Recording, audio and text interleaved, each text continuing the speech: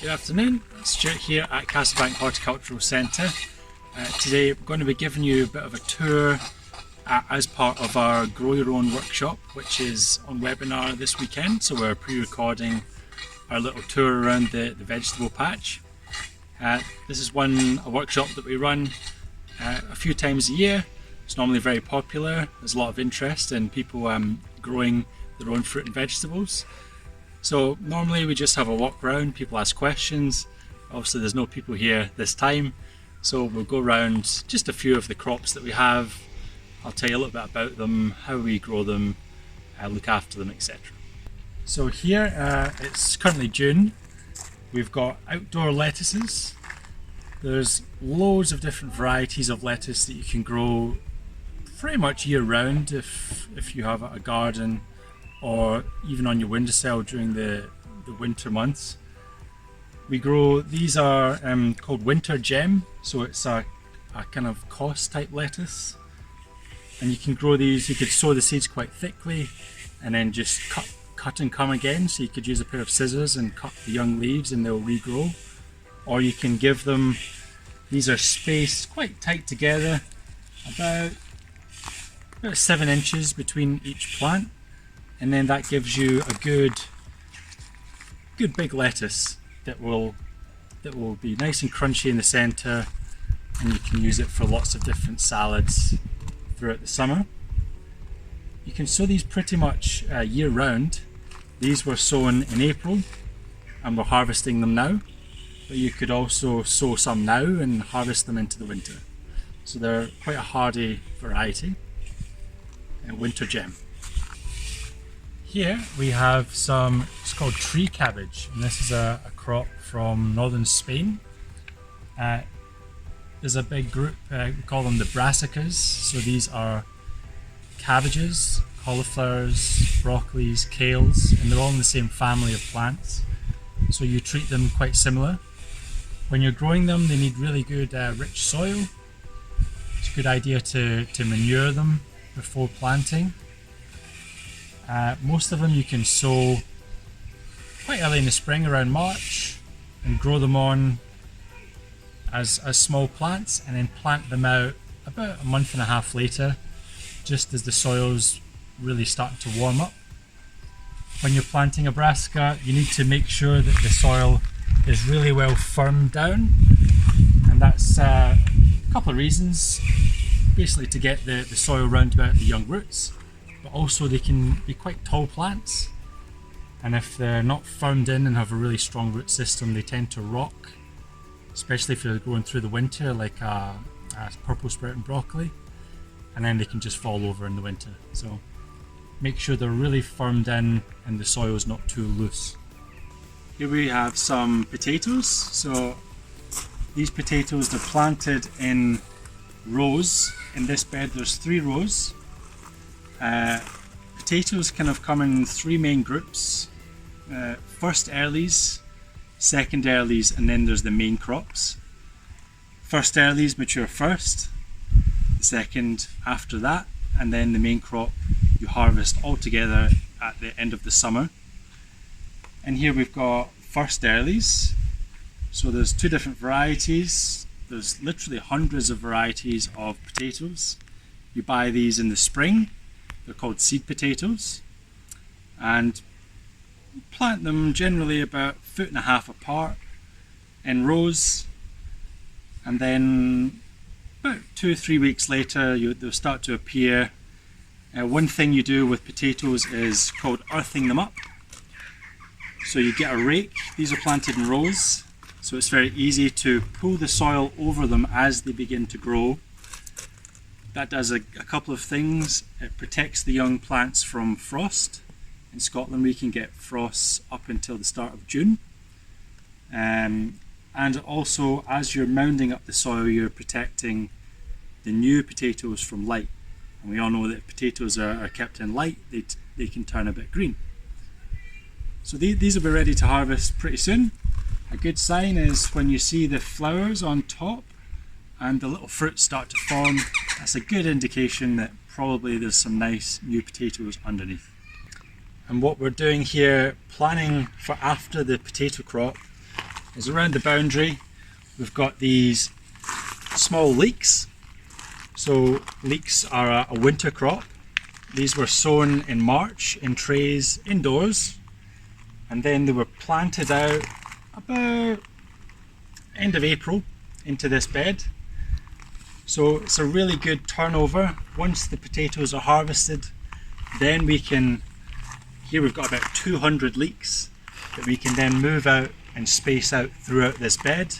We'll give it some fertilizer, and then that's a really quick turnover where we've got one crop and it's transitioned straight into another crop, summer into winter. In here we have beetroot. We tend not to buy beetroot fresh in the UK. It tends to come in a jar, it's been pickled. But a nice freshly picked beetroot has a really sweet and earthy flavour. So if you're planning on growing your own vegetables, beetroot's a really easy one to give a go, and it's really rewarding. So again, we've planted these in rows from seed. You just need to thin them out a little bit once they germinate. The roots are just starting to form down there.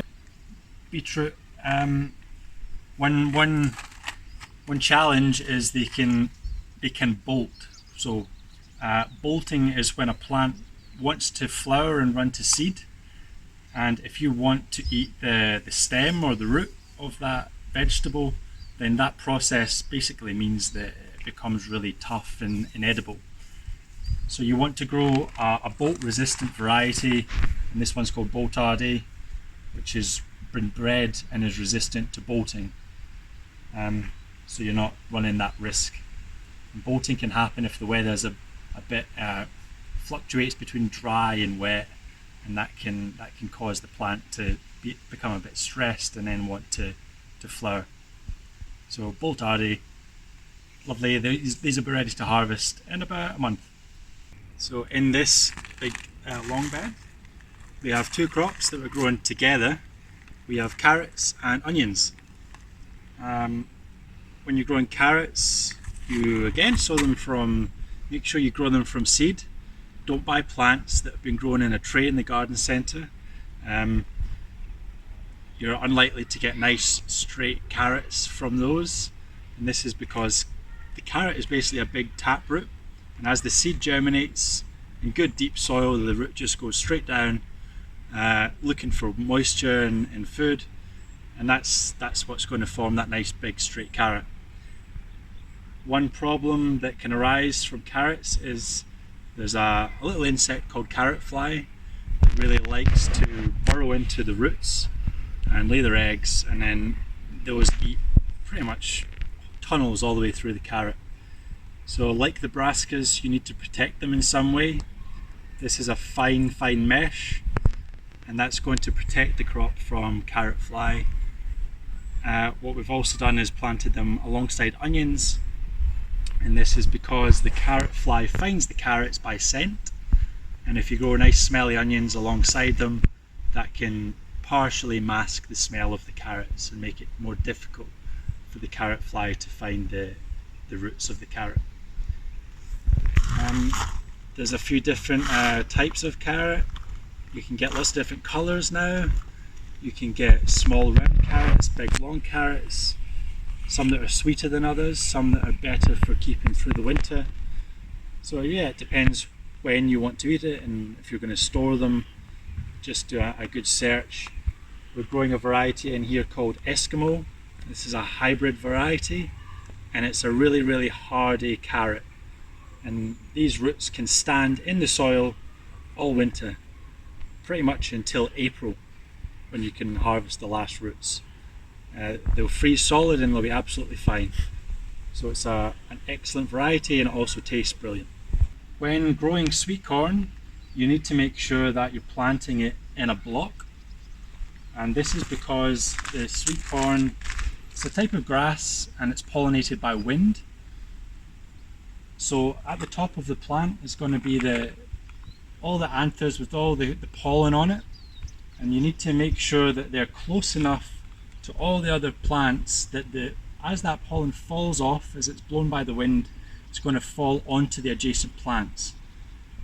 If you were to plant the sweet corn in a single row, then you're going to have really poor pollination, and you're going to end up with empty corn cobs. So make sure you're planting them. You want to grow at least 15 plants, and they need to be in a block. You could fill this whole thing as a block, and that would work really well. Here in this bed we have a few different crops. Together we're growing, this is sweet corn, like young plants. These will end up about this high, and they'll be ready for eating kind of start of September. Then we've got some small squashes which have just been planted. We've got 4 around about the sweet corn, and these are trailing plants. They're going to trail all in between the corn and over the edge, and that does a couple of things which is really useful. It's going to suppress the weeds under the corn because the squash has really big leaves, so they grow really well together.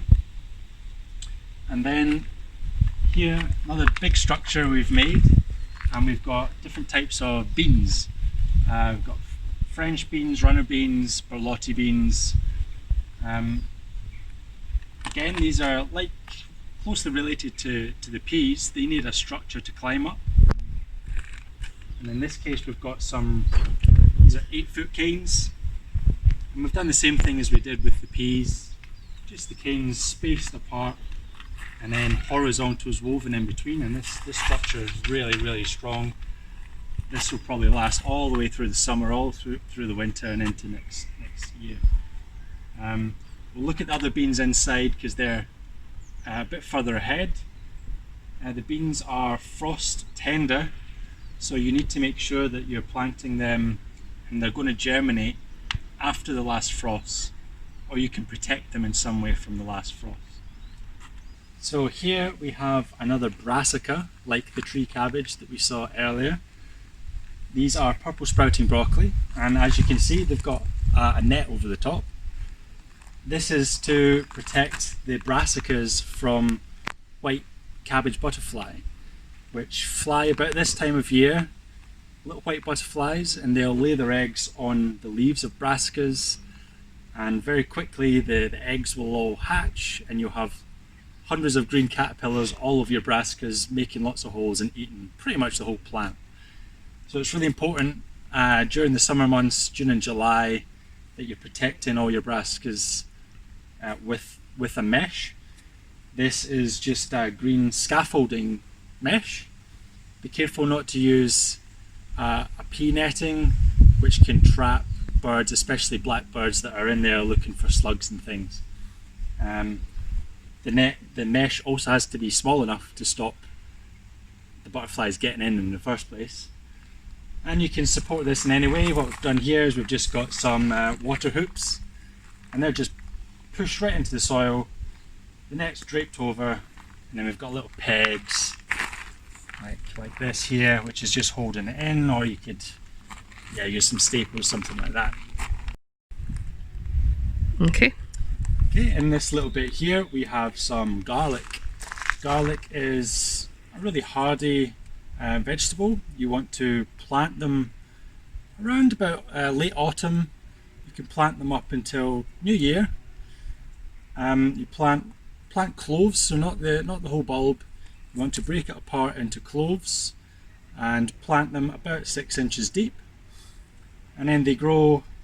They'll be green from about January, and then they'll grow on into summer, and then as soon as you start to see them kind of turning brown and falling over, then they're about ready to harvest. So these are all about ready. We've actually just started planting in a few more lettuces just to make maximum use of the space. We've got one little problem here in that some of them are just gigantic single cloves of garlic, and that's to do with the temperature in the winter. As you plant a single clove, the cold winter temperatures causes it to divide, and then that's how you end up with a whole bulb from a single clove. But when the winters are so mild, like the last one was, it was very mild, very wet. We got lots of snow, but it wasn't cold. We didn't have many days where it was below -5. So they're still delicious and great for cooking, but much less good for storing, because once you've cut into this clove, then you need to use it pretty quickly. When you're growing garlic, it's best to buy certified disease-free cloves.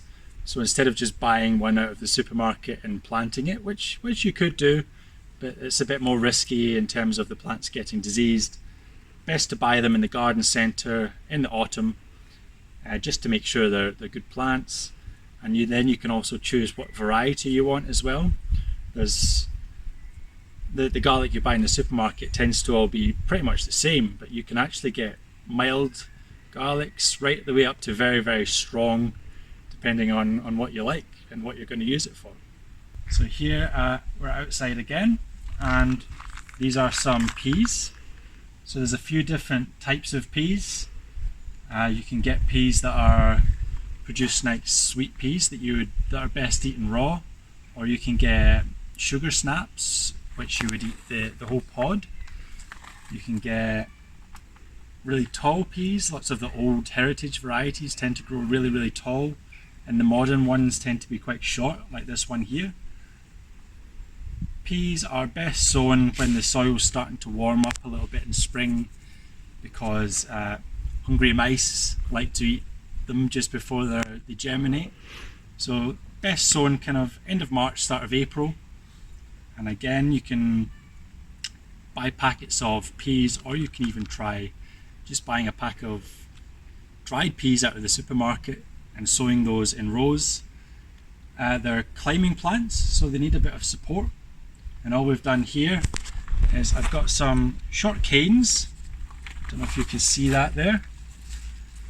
And they're just short canes that have been put in about this far apart, and then 3 horizontals that are woven in between, and that provides a really, really strong little structure. And then there's a double row of peas each side of that, and as they grow they just support each other, and there's no risk of them falling over.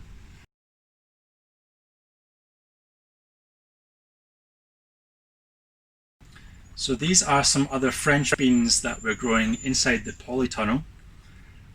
This variety is called Cobra, and it's a really, really reliable, tasty green French bean. So in Scotland, French beans will grow well outside, but they tend to be a lot later than they would be in the south. So it's great if you're able to grow some indoors and then others outdoors. You'll have a really long season. You can see again, these have canes as supports. Got one plant in the bottom of each cane, and what the plant is doing is it's twining its way up, and these have already hit the top, hit the ceiling. The flowers are just starting to form. The beans, a few first beans just come in there. So the season between these and those outside, we're going to have about 4 to 5 months of harvesting beans, right all the way up until the frosts, probably at end of November, December. Here again, we're in our polytunnel, and I'm just going to show you the tomatoes. So again, it's a bit touch and go trying to grow tomatoes anywhere outdoors in Scotland.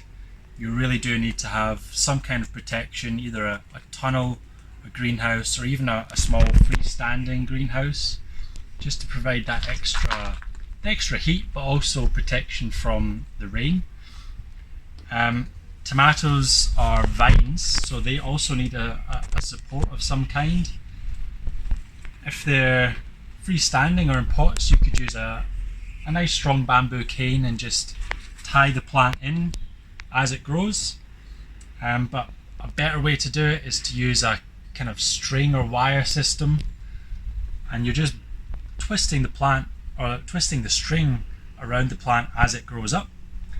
As we've covered in the presentation, you need to start tomatoes quite early indoors because they're not frost hardy plants.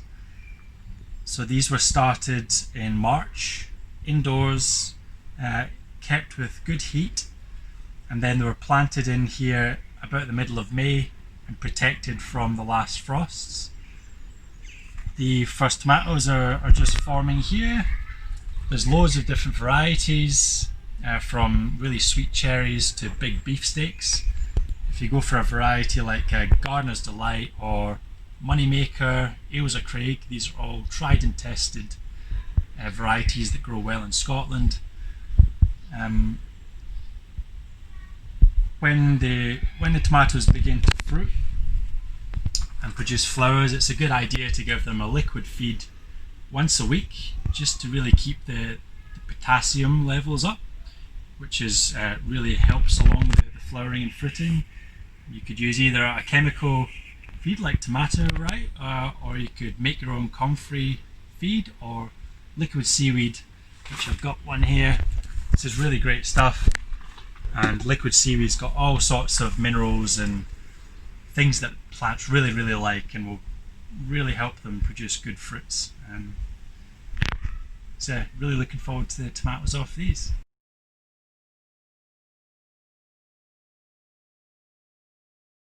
If you're wanting to grow different herbs, it's really quite easy to grow a big variety of herbs in Scotland. This is just quickly showing you some of the thymes, and we've got a lavender here as well. This is a large leaf thyme.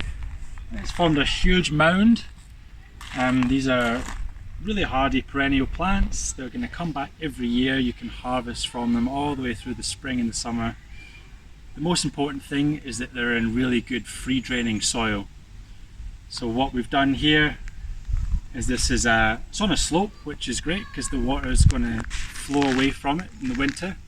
Also, you want to add lots of grit into the soil when you're planting, and that opens up the structure of the soil and makes sure that it's not sitting in cold, wet soil throughout the winter, because that's what's going to kill it off. Especially with Mediterranean herbs like thyme and rosemary, lavenders, lemon balms, things like that. Still on the topic of herbs, this is fennel, which is a lovely herb, and you can actually grow this in your flower borders round about your garden. It doesn't need to be specifically in the vegetable patch. It's a really productive herb. It comes every year. It's a really nice architectural plant. It smells great. You can use it with vegetables, with fish, lovely with chicken as well. Yeah, it's got a really good scent. So there's two types of fennel, the herb fennel and then the fennel that forms big bulbs. That's called Florence fennel. It's a lot more difficult to grow, so if you want that flavour, really easy, try some herb fennel. So here we are in our soft fruit area, which is looking a bit weedy just now, but just ignore that fact. So soft fruits, things like currants and berries are really easy to grow. Here we have black currants. The first fruits are starting to ripen here. This is a small shrub. You can keep it cut small if you want. And then on this side we've got red currants. Yeah, it's really great to be able to go out in the garden and harvest fresh fruit and berries. And the vitamins and minerals that are in these fresh fruits compared to those you would buy in the supermarket is, you can't even compare it. Over here we have other fruits. We've got some gooseberries and raspberries. These were just planted about 6 months ago during the winter. You can buy most soft fruit bushes, including raspberries, as bare root canes or bare root plants, which means they're really cheap. You're buying them during the dormant season, during the winter. They're not going to come in a pot. They're going to come just with loose roots in a bag or with a little bit of soil attached. And then they're really easy to plant. In here we've got a few beds, and we've got 5 different varieties of raspberries. Raspberries can either be summer or autumn fruiting, so if you've got a combination of the two, then you're going to have a nice long season. Raspberries, they spread quite easily by underground roots.